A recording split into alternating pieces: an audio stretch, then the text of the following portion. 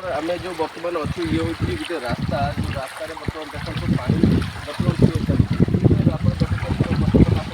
देखिए जो पानी कांच बांस नदी पानी आसिकी जहाँद्वारा बनिया परिस्थिति सृष्टि होती ये जो कांच बांस नदी ये हूँ तृतीय बनिया से तृतीय बनिया जो मैंने चाषी मैंने जो चाष करते संपूर्ण चाष नष्ट हो जाए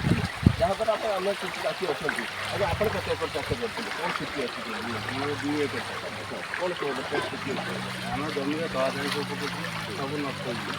आम सरकार को दाबी देती आम साहय कले आम ओके आप कौन आगे चाहते आप वरिष्ठ चाषी आप कौन मैंने चाहते कौन चाष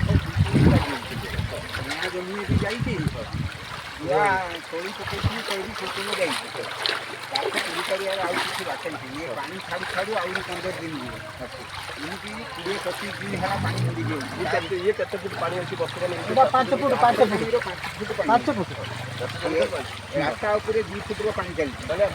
पाखापाखि देखो जो मौसा कहवा कथा ये जो रास्तार पाखापाखि 7 फुट तले ये जो अच्छी आप चाष जमी अच्छी कि 7 फुट ऊपर बर्तमान पानी जहाँ प्रवाहित होची जे से चाष जमी संपूर्ण उजड़ी जीव तेज आम सहित अन्य किसी चाषी अच्छा सहित आलोचना